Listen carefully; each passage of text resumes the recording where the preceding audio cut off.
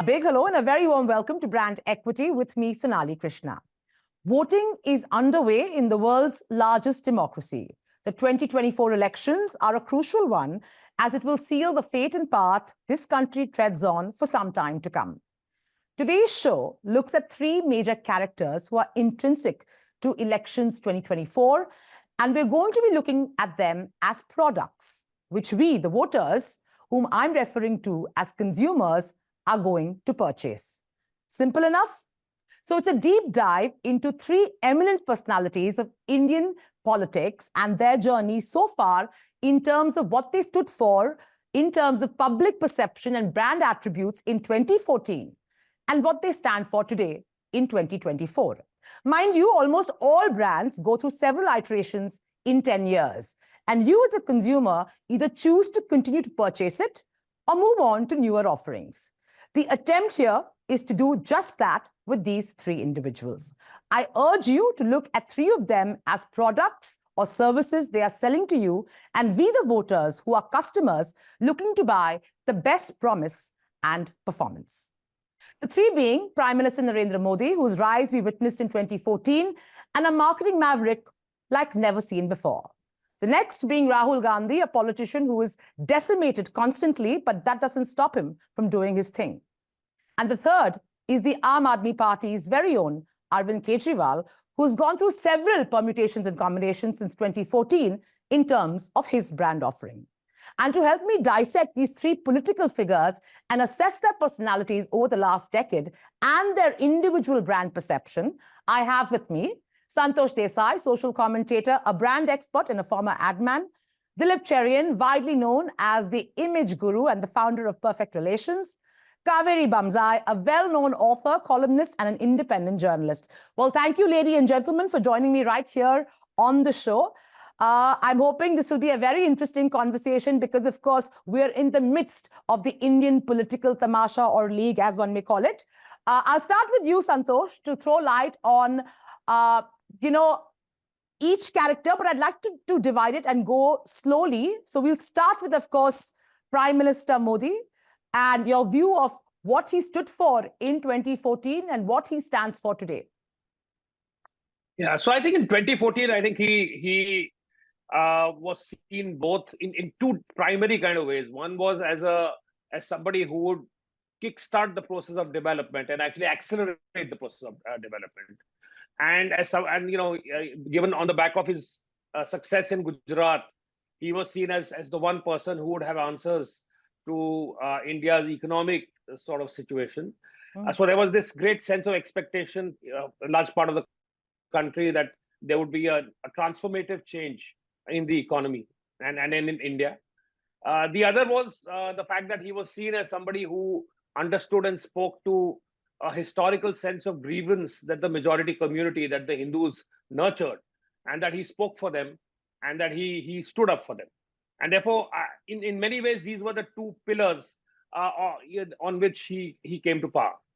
A lot of his pitch at that time had to do with development, had to do with the idea of Achhe Din, the idea of a better sort of almost, it was like a promised land of something that would be, much better. That was the sense, almost that mythical sense that was created. And of course, this whole mobilizing together of the Hindu, sort of the sentiment of the sense that historically they have been discriminated against. Historically, they almost nursing, I would say, almost a sense of masculine inadequacy of a certain kind. And Mr. Modi, with his, very, very masculine kind of presence, a very muscular kind of a presence, was speaking to that. I think over the years, over the last 10 years, I think in some ways he has added shades to that persona. I don't think there is a fundamental change of any kind. I can't say that there is a visible softening, or it's just that some things have become more explicit. Some aspects and what those two characteristics or two pillars translate into have become much more explicit. They have become much clearer in policy terms. They have become clearer in terms of also in the treatment of the media and the treatment of the opposition. It has become clearer. So I think what you are seeing is a fuller expression of something that he, as a brand, he always represented. I think we are seeing a fuller expression of that today. So overall, he still commands, I think, a lot of popularity with the mainstream of the country, who still see him as somebody decisive, somebody strong, somebody able to take decisions that are difficult. There is always the other side to Modi, which has always been there in 2014, and it continues now, seen as being divisive, seen as being autocratic, and then we've seen fuller expression of that, going forward. The truth is, media is decimated in the country today. In a practical sense, there isn't any independence, uh, and we are seeing also other institutions have been compromised. So I think, I mean, in a nutshell, I think therefore he is the brand he always was, but I think we see that, I think, much more clearly than we did perhaps in 2014. So, Dilip, to you now, and taking what Santosh said ahead, would you say it would be right to assume that when Narendra Modi first came into power and was rising in 2014, he was entrenched, on the back of right-wing Hinduism, nationalism, right? And today he's viewed as, by the majority, of course, and I would say in large parts, I mean, all of India, as the high priest of Hinduism. Is that his current positioning, and is that strategic as somebody who looks at images and how important it is to portray oneself strategically? Thanks, Sonali. I would say that first, let me try and, just for reasons of keeping this focused on the marketing aspects, for me, Narendra Modi is a bit like the Colgate family pack. Large, dominant, everybody loves him, and this is all you want to use. On the other hand, Rahul Gandhi is a bit sophisticated, like Sensodyne. When things get very hot or things get chilly, he's a kind of specialist to be brought in, and he addresses a very teeny bit of audience, just the enamel. And Arvind Kejriwal, for me, in exactly this metaphor, is a bit like the 1 rupee pack. It belongs at a certain level. One doesn't know whether it penetrates anything beyond, and how many people are going to buy that. That having been said, going away from the toothpaste metaphor, I think that the high priest visualization, the imagery of a high priest, is something that is very much part of Narendra Modi's current dominant philosophy.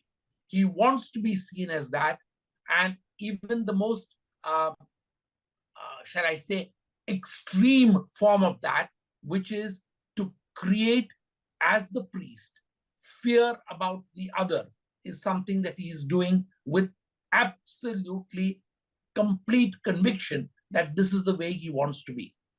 What is missing now? What is missing now is the development agenda. The development agenda has largely been replaced, and this is frightening for a country which sets itself audacious goals of being multi-trillion in the future. The focus now seems to be to try and find new freebies for the poor, because their numbers are actually increasing. That is what the prime voter base is, and that, alongside the high priest who draws the faithful to him, are the images that seems to work for him. Are these images that one will continue to carry on buying? Please remember that a high priest is needed for a high function. So he will have to create some kind of a function where, whether it's the next temple inauguration or whether it's the creation of the equivalent of the papacy or the around Mecca, that kind of high Hinduism, if that is what is going to be called for, then he certainly has a role. But if the imagery does not allow for resting at this point, he will have to take this high priesthood even higher. He will have to do more than one temple inauguration. Is that what the country wants? Is that what voters are likely to buy for a third time? I think the jury is still out. It's fascinating that this program's timing is just after elections are just begun. So we will only know on the 4th of June, which is some time away, what actually eventually the consumer chooses to buy. Right. Great point. Let me come to you, Kaveree, as somebody who's also been, is also a journalist and also a columnist. Let me take it back to the theme of the show. When Modi was first rallying to become prime minister in 2014, the tagline was very, very sound, clear, and loud, and it was Achhe Din. What is the tagline of today's campaign for Narendra Modi? Is it Ab ki baar 400 par? Because that's really not a tagline, right? I mean, and that's what's resonating with me. But I'm just saying, what is that tagline that consumers like you and me are looking to buy in terms of that promise? It's such an important thing, even in terms of campaign sound, design. And this is, I'm particularly focusing on Narendra Modi because that's the first character we've delved into. I'll come to the others. What is it that you think the consumers are perceiving him as his key offering to me to buy into him again? Sonali, before I come to that, I just want to take us all back to 2002, actually. And even before that, 2001, when no one really knew who Narendra Modi was, and he became Gujarat chief minister. Then the Gujarat riots happened. He became the hero of hatred, possibly the most divisive Indian politician ever. Those were the headlines then. Prime Minister Modi very carefully calibrated a new image for himself, which was Moditva, which was Hindutva plus development. And that is, I think, what got him to 2013, where after he became Chief Minister of Gujarat, it was very clear that Delhi dur nahi. And those were, again, the headlines then.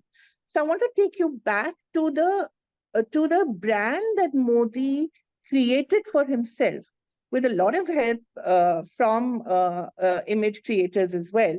And that was Moditva. What we are seeing now, I think, is Modi is India, India is Modi. And the whole idea of him being Vishwaguru, not just the high priest of Hinduism in India, but the high priest of Indian diplomacy, Indian supremacy. So this whole idea of us being the third largest economy, the whole idea of, building Indian infrastructure. This really is Moditva in its full idealized form. So this is someone who imagined in 2002, after he saw himself being portrayed as India's most controversial politician, India's most divisive politician, saw so clearly ahead and saw what he wanted to be, the chaiwala who became the high priest of Indian politics. And this is where he is now. So it's quite a formidable image creation of oneself, to the extent that now he always refers to himself in third person, which really, in a way, makes him identify with him as a brand. So he's no longer just the prime minister. He's also, representative of 1.4 million people. Therefore, this whole rebranding of Lok Kalyan Marg, Pradhan Sevak, Kartavya Path, it's all about this India's most preeminent public servant, 24/7, 25/7 if possible, dedicated to the service of India. That is what he wanted to portray, and I think that is what he's managed to portray. Whether one agrees with his policies or not is a separate thing. But in terms of creation of a brand, I think he and Arvind Kejriwal are two of the finest startups that we have in India, and the ones who've possibly lasted the longest in terms of what they wanted to communicate and what they were able to communicate. Now that everybody has broadly defined what he stands for, Santosh, is is this the perception? Is this the perception that we're getting from brand experts and gurus like you, or is this the perception on ground? And is this what India wants to buy at the moment? Well, I mean, it's always difficult to say since, you are talking to somebody who's, an individual only, so I can only give you my opinion. But I do think that every indication is the fact that there is a very, I mean, he has huge resonance with a large part of India. I think that is undeniable. There are so many, indices of that. So I think you can hardly walk away from that. And I think there is a certain, in many ways, Modi has done what, great brands do, which is that, people don't always know what they want till you offer it to them. So it's only when you offer it to them and you offer it to you in an amplified form, in a form that actually is larger than life, that you say that I always wanted this. And it's true in India, there has been a sense of inadequacy. There has been a sense of, inferiority. And therefore, for somebody to come in and offer a certain muscularity, somebody to offer development, of course, is in a country like India is a no-brainer. I mean, it is something that is bread and butter that is needed. But something that feels like, that development is accessible, that it is within reach. I think that is what Modi has made possible. The idea that development is at hand, that it is possible. That's what he has done. And the fact that he represents and embodies a certain muscularity, the fact that there is such a distance between him and everybody else, and that is something that is emphasized time and time again, that he stands apart, that he is, and the fact that, everyone has to pay obeisance and has to, ritual tributes have to be paid. I mean, there is and it works in the sense that I think there is a great belief that a lot of people have in India. And I agree with what Kaveree said also about the fact that, representing the idea of India and the idea that, and so many times you come across interviews with common voters who are saying that he may or may not have done anything for me, but he has made India great internationally, which regardless of whether that has any effect on their lives, but there is a certain pride that, so clearly this is something that is resonating. And this is the reason in many ways that he is the brand that he is. Sure. Moving on to, I think, a slightly more complicated brand, because from what I've got, at least Narendra Modi seems to have gotten on to the brand bandwagon with a certain number of attributes, and he's worked on it, and he's kind of reinforced and made it larger than life, but he's consistent with his brand positioning. Moving to Rahul Gandhi, I think he's a slightly more interesting and complicated brand analysis, because if you remember this, when he came, he was decimated, and the machinery that made him Pappu and gave him that nickname of Pappu, which of course Indians immediately, lapped it up without a thought. I think, I mean, and correct me if I'm wrong, I'd really like your view on this. I think in this particular election, for whatever he's done, there doesn't seem to be that many memes. Pappu, the name is not sticking. I think he's managed to somehow drop and shed that, clownish figure which was created very strategically for him.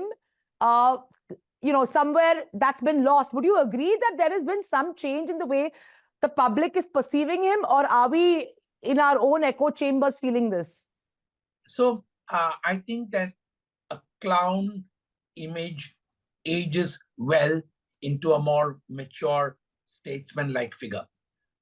The problem with Mr. Rahul Gandhi's image is that it's not visible enough. And Santosh referred to the fact that we're living in the age of controlled media. And I think that they've just about begun to the game in terms of creating the right social media image for him.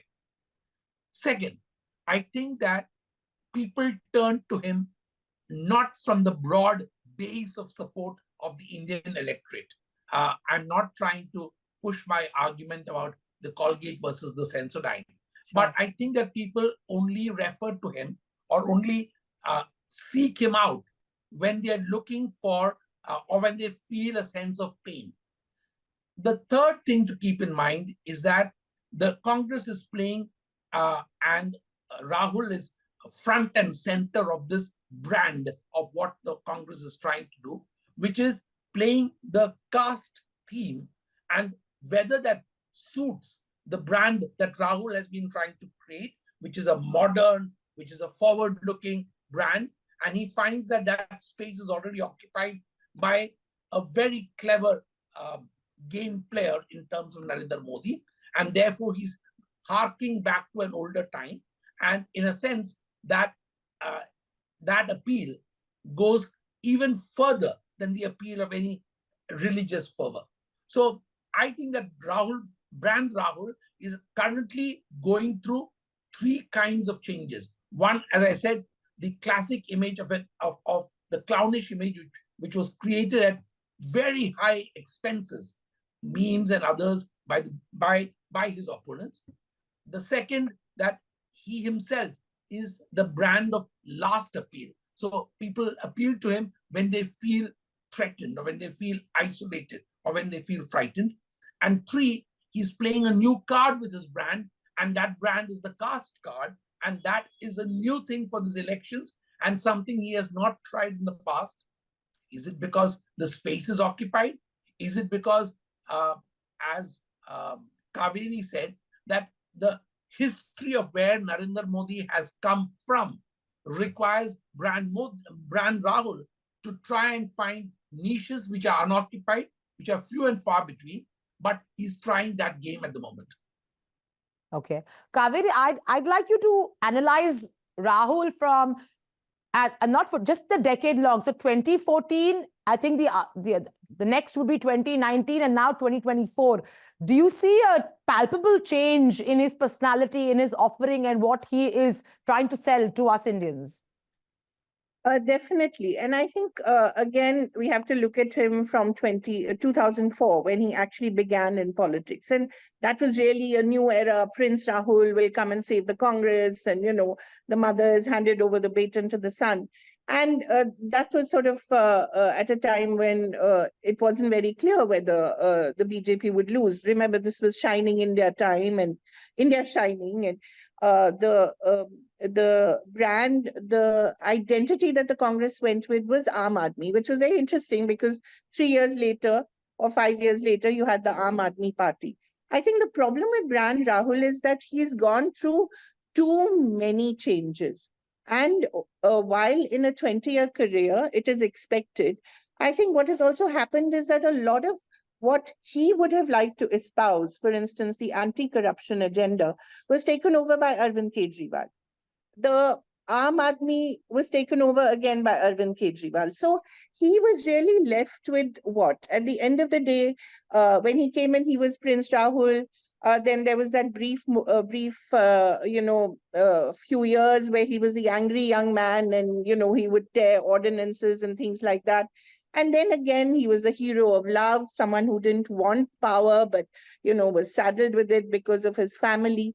And now what we're seeing is this politician, very simple, down to earth, very different from, Prime Minister Modi's very, very carefully orchestrated image and a carefully dressed up image. Someone who dresses simply, walks among the people, wants to be part of the people.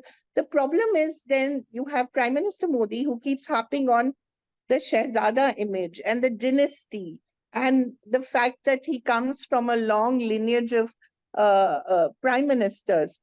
So Yeah. I think the whole idea of him positioning himself as the Aam Aadmi at a time when you already have the Aam Aadmi Party and you already have an Arvind Kejriwal who's got that niche is an issue. And I think that is something Rahul, he's just 53. There's a long time. He's had 20 years in politics, another 20 maybe before he can dream of coming to power. The idea that he has to find a niche that other people do not, that is the big question for him. And I feel that he's not been able to do. What he has done, yes, he's shaken off the Pappu image very successfully by speaking to the people and by having that common touch. What he's not been able to do is to create a completely new brand identity for himself. And I think that is the thing going forward that he will have to do. Santosh, to you now, and I want to, before I come to you with your analysis of Rahul Gandhi's new iteration. Just want to refer to Sugata Srinivasaraju's book, Strange Burdens, The Politics and Predicaments of Rahul Gandhi. And he's suggesting that Rahul Gandhi's status as top of the Hindu caste heap was a complete error. In fact, he's arguing that Rahul Gandhi and his team should have presented him as an egalitarian ideal. Your view on what you think of his tenure so far and how he's changed, and the author's view, Sugata's view on his positioning. Right. No, so I do think that, he certainly is no longer derided as Pappu. And to be fair, while it's certainly true that, his opponents spent a lot of effort and money in giving him that kind of an image, he himself did not do, any favors to himself. That's so, true. it's not as if he did not participate in that process at all. And it was done to him. He was also, contributing to that. He had frequent, he was ups and downs, lots of changes. He came through as flighty, not serious about a career and the rest of it. So he himself has a role to play. But certainly he's become much more a serious politician. The Bharat Jodo Yatra has been extremely successful in as much as that is concerned. I think Rahul Gandhi's biggest problem is that, all brands, they're not only about image, and they're not. When we talk about Modi, we know what he stands for. We say, what are his ideas? What difference will he make? To his supporters and to the voters, he has a very concrete promise. Whether it is to make India great, whether it is to offer development that is transformational, whether it is for the Hindu to feel much more like that he's a true belonger in the country. These are his promises. It's very clear. Arvind Kejriwal has very clear promises. Rahul Gandhi does not have a promise. That is his problem. He does not have a promise. What is it? Is it modernity? Is he the shiny new sort of with a new mindset who's going to modernize India?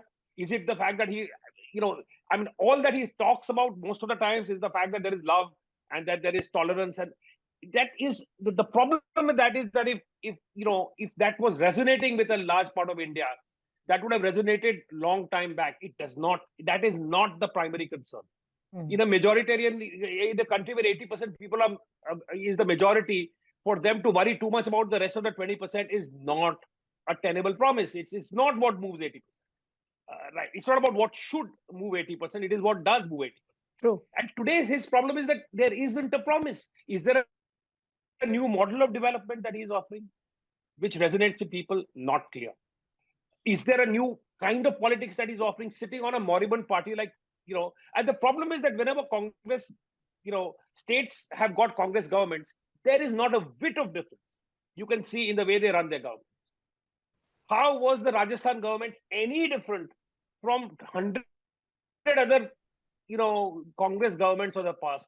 The same high command, the same bickering between people, exactly the same culture that has always existed. That is the problem of Rahul Gandhi. It is not him. He is a personable young, not so much young, not so young any longer, but he's a personable person. He's a nice guy. He's a very common, decent human being. I mean, it's all that is transparently clear, and at one level, India should want someone like him. But he does not offer good enough reasons why the voter should gravitate towards him, because he does not have an idea. This is a brand without an idea. Image is none. It doesn't mean a thing without a central core driving idea. That is his problem. And speaking of the author and what his comment was, I don't want to comment on it. I don't know the full context, so it would be, it would not be fair for me. But to me, to see Rahul Gandhi as an egalitarian ideal feels like a bit of a stretch. I mean, the one thing that he is not, he is, to the manner born. I mean, he is a prince, right? As Kaveree said, when he came, he was the charming young prince who was going to fix everything, right? How can he? I mean, how can he? He look at him, look at his skin, look at his face, look at his manner. Everything screams privilege. He can walk among us like a common human being. But come on, we know it, you know it. This is a family that thought they owned the country, and they did in some form. So I really, but I don't want to, I don't want to, I don't know what the whole context is, so I don't want to, but from what you read out, it just doesn't really resonate. Fair enough. But, just to the irony of the situation, one is being tagged and branded as a Shehzada, which is Rahul. The other is a chaiwala who has risen and is one of probably the most successful stories in political histories. And he's marketed like that. But look at the difference in imaging, just the visual. I think Narendra Modi is far more stylish, buys far better brands, has a far better sense of style and just conduct in terms of fashion, and doesn't look at all as a man who comes from penury. Rahul Gandhi, who's been born into privilege and has style and grace and fashion inborn in his blood, looks like a commoner with ruffled hair, with a beard, with a regular simple t-shirt. Are both these visuals strategic? Yes. Look at, I'm just saying, sorry, may I? Yeah, sorry. absolutely. Yeah. So just look at Donald Trump. Right. So when you try and correlate what is a reality and what is an image, you will find that if you actually speak to somebody at a deep enough level, like Trump does, he is a philanderer, he's an adulterer, he's a liar, he's a cheat, and he is the darling of the evangelical movement. What in the world? He's a billionaire who's supposed to represent the common blue collar worker. How? I'm just saying that it doesn't. So yes, I mean the trappings may be what they are, but at the core, who are you speaking to? What are you saying? And how are you resonating is key. So I mean, I sympathize with the point of view that you're offering, but I don't know. I don't think that is the answer in this case. Dilip, you were saying something? I was waiting for my turn. No, I was not going to interrupt Santosh, who I can see is on a roll and is wonderful. I think that Brand Rahul's problem is twofold. One, inconsistency in his own imaging, and secondly, the huge weight he's carrying both on his head and on the shackles of his feet, which is the nature of his party. And I think these are the image constraints of Rahul Gandhi. So can the country trust Rahul? Yes, as an individual with probably the sheer arrogance of insouciance that Rahul brings to bear because of lineage does not require throwing in expensive brands or clothes. None of that. The line begins where he stands, kind of thing. But the problem is that whenever you see brand Rahul, you're also seeing brand Congress Party. And the branding of the Congress Party has been as, shall I say, decadent as Santosh described Donald Trump inadequate. I mean, it's far worse, Donald Trump. So the problem is that. So can Rahul rise above brand Congress? Does he want to? Or does he insist on carrying brand Congress like a cross on his shoulder and intends to win in the long run because he will rise from the ashes? No, and the problem is all this. The brand Rahul on its own today, not in 2014, not in 2010, can actually tackle the issues that brand Modi is facing today in terms of all the constraints and all the, shall I say, the dangerous fragments that we are seeing emanating from that image. So I would say that if he were to actually play a loner card, and I would have seen him as the ideal person to be leading a confluence of parties rather than say, me, the Congress Party, I'm leading this and this is my turf. That imagery is wrong. That imagery is not helping him, and that imagery is not something that the average consumer, customer, voter is going to buy. Okay. So I think it's clear. I mean, Rahul needs an idea and Rahul needs to work on public perception, and he has some miles before, Sonali, may I just add something to this? Absolutely, go ahead. Go ahead. I think just to take that brand extension forward, I Mm. think when you see Modi, when you see Prime Minister Modi, you see a sort of mass market luxury brand, like a Louis Vuitton or a Gucci.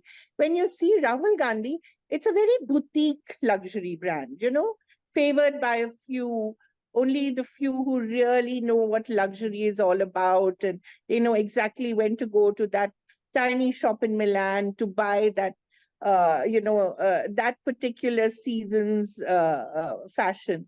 So I think that is the difference. And of course, Arvind Kejriwal is not even Zara, not even fast fashion. So I think when you want to look at the H&M. brands in terms of luxury brands, you could also look at it that way. And I think sometimes it's interesting because I think what they position themselves as in terms of the costuming Sure. of power is also very important and very significant. So India, aspirational India now can identify a Louis Vuitton, even if it cannot pronounce it, but it knows, okay, what an LV is. But an aspirational India still hasn't got to the point where it knows which shop or which store to go to in Milan to buy whatever Rahul Gandhi That is only wearing. comes with that only comes Privilege. with if you're moneyed and you're blue-blooded. No, it comes with privilege, Exactly. if you're born into privilege. So I think that is a very interesting idea of what the costuming and what the whole dressing of power is all about. Coming to the third interesting the character Arvind Kejriwal, who in 2013 emerged as this great savior, India's savior, with the whole India against corruption, and really a commoner coming and finally somebody with good intentions and all of that, which we all bought into, a force of good. From there to 2024, where you're seeing him having, being in jail, and, seeing him consume copious amounts of sweets because he wants to get out of bail because of insulin. All of this tamasha that is going around, what has really happened to this particular brand? Where does he stand? Anybody can go first. I think the difference is between deciding whether brand Arvind Kejriwal is represented by the cough or by diabetes. Has the nation moved forward, more advanced in terms of diseases? Or Vipassana for that matter. Yeah, quite right.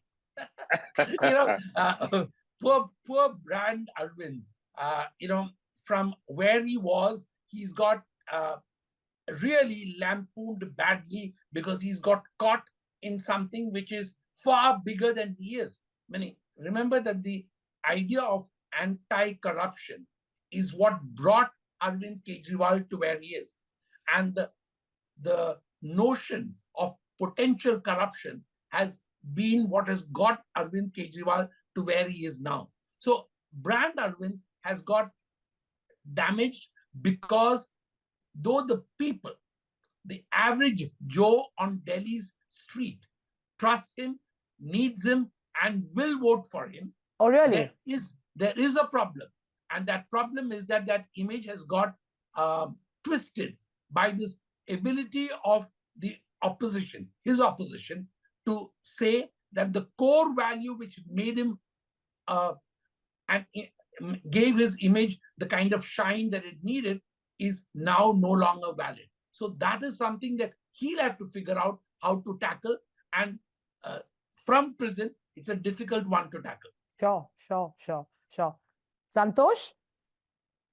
Yeah, so I think it's true. I think there is no question about the fact that from where he started as a crusader, as a savior, as somebody who represented a totally new way of politics. I mean, it was a new brand of politics. I think over the years, and not just because of the corruption charges today, but over the years, I think there has been a steady kind of a decline in that aura around him. A lot of him again is through his own actions. The fact there was insecurity in terms of firstly getting rid of and cleansing and purging his party of other leaders who could have been threats to him, or at least seem to be at this same level as him, and over a period of time, he's become a skilled politician from a crusader. I mean, so he certainly is the fact that he's managed to beat the BJP in spite of such heavy resources being deployed against him so often now, thrice.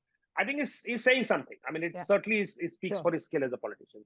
But I think in doing so, there is something vital that has been lost. That both of them are equally true.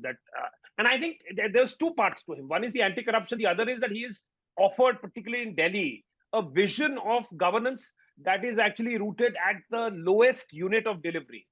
It's actually making everyday life better. I mean, that has been his promise for the common person.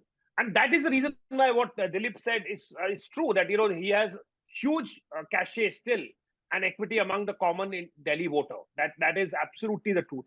The problem is that as a national figure, at the idea that you have an alternative way, that you have a new kind of a counterpoint to BJP, I think that idea has got discredited. And I think that is the problem, that now, where does he go from here? Delhi and Punjab, and what next? And there doesn't seem to be any path available to him. Then not in Gujarat. Goa was a disaster. I mean, there aren't any other states that seem to be offering or responding. And he doesn't have that compelling a story, perhaps, to tell anymore. So I think that's where he's stuck. Delhi, he still has a base, but I think elsewhere, I think it's going to be tough going now. Sure. Kaveree? Yeah, I think in Kejriwal's case, I think the brand has been pretty consistent. I think despite the fact that, there are these allegations of corruption, I think the fact that he invested in health and education for the aspirational middle class, these are the neo middle class, right at the bottom of the pyramid. I think he is seen as someone who's a great deliverer of things. He delivers what he promises, whether it's mohalla clinics or better schools. So I think that is a story that transcends Delhi as well and Punjab. I think the interesting thing about Kejriwal is that he tried to create a party around the division of class rather than caste. I think it was all an issue of how does the lower class become the middle class? How does the middle class then move upwards? Sure. I think he appeals right to the bottom of the pyramid, and I think he continues to do that. I don't want to get into another analogy, but I'll still do that. I'm Please very sorry. It. I'm with these brands. To make for a great promo. He's the auto guy, and he will always be the auto guy. Rahul is the electric vehicle. And Modi is this big, huge BMW, sort of SUV. So I think he will always appeal to the auto guy in whichever city. It may be urban, it may be, very driven by the economics of the class, the economics of the people. But I think he continues to that evolution from political activist to politician has been a very successful one. And I truly think he and Prime Minister Modi are truly, really the biggest brands that, we've seen in Indian politics, which is why also that the BJP goes after the Aam Aadmi Party, because they know that this party may be small, but it has resonance. And it has resonance right at the bottom of the pyramid. And let's not forget, most of India lives there. Sure. Last question before I let you go. We've discussed these three characters in detail. However, the large question I want to ask you is, in the last 10 years, how have we changed? How has the average Indian consumer changed? Have we changed in terms of what we expect out of politicians, what we expected in 2014? Have we evolved as voters? Do you see any palpable change, or are we the same? Broadly, neither growing nor regressing, just being where we are and happy there. If you want to look at the country, of course, there's been a lot of change. If you look at, people, and the fact that technology between 2000 to 2024, the whole smartphone era has come in and transformed the way in which we interact with each other and we lead our lives. Electorally, how much of this change, is now, therefore, as a consequence of this, what is the kind of change we are seeing? I'm not sure there is that significant a shift we are seeing. We are seeing a shift in everything else, but electorally, I think the kind of issues caste continues to move us today as it did then. I think the only thing that happens now is that information flows much faster.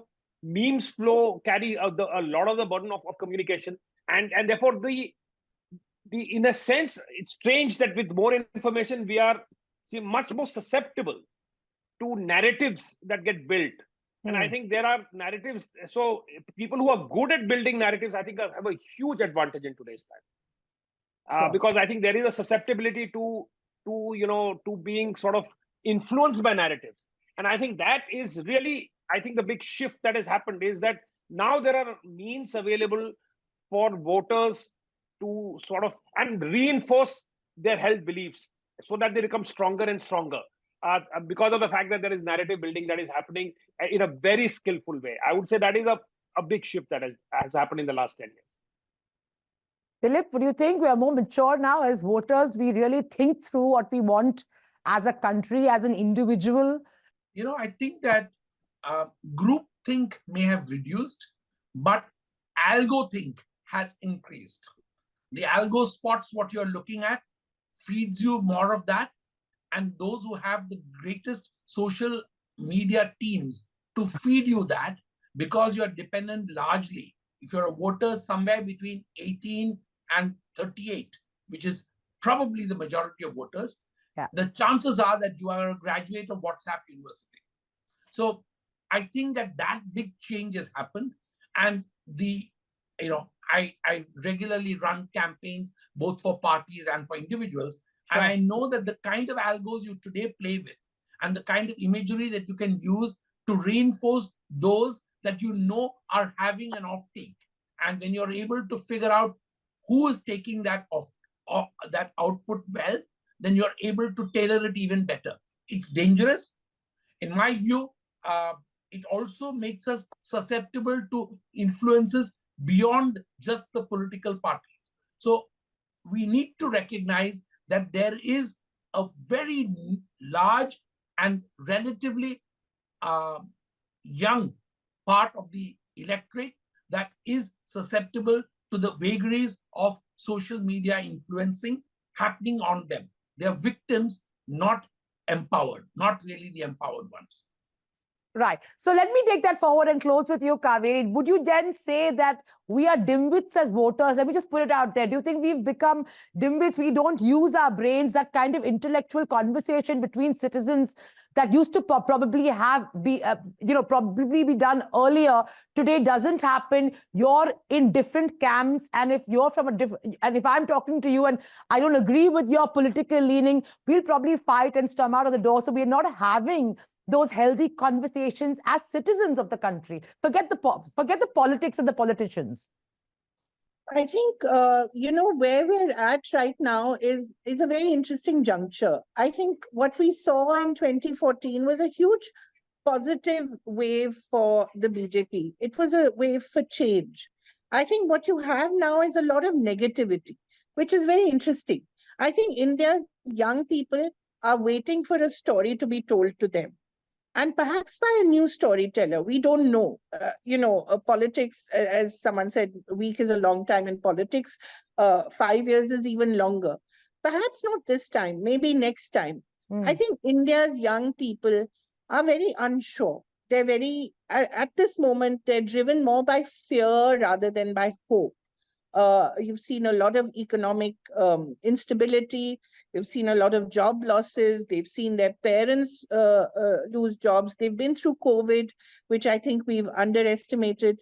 And while they may not be articulating all this, and perhaps they may not articulate all this during the vote this time, I think there is some kind of churning taking place, and there is a desire to be told a different story. Yeah, Vishwaguru is fine. We are going to be a huge economy, but what am I getting out of it? Where is my job? Do I have to continue as part of the gig economy? Will I be ever able to afford a home? Will I be ever able to afford a family?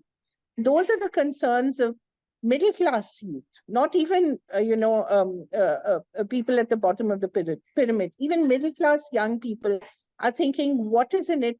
Okay, you become a Vishwaguru, then do you actually get anything out of it? You have these huge numbers who apply for government jobs. I mean, it's very tragic. It's telling you a story of a huge base of unemployment, of maybe over education, not the right skills. And that India, I think, or that Bharat, whatever you want to call it, is waiting for a story to be told to them, waiting for a new storyteller, maybe, and waiting for an articulation of all these ideas, which is not negative, which doesn't come from a position of fear or lack of confidence or negativity, but comes from a positive appreciation of what life can offer them. Well, hopefully, in time to come, we will see that maturity within us, Indian voters. This is also trying to tell the audience to have, more healthy conversations without being confrontational, and having conversations about the future of your own country. Politics and politicians aside, we as citizens need to do our bit, and engaging in healthy discussions and debates is a must. On that note, thank you so much, ladies and gentlemen. Truly a pleasure, as usual, on point and extremely candid. I hope my audience enjoys this conversation as much as I did. Thank you very much. Thank you.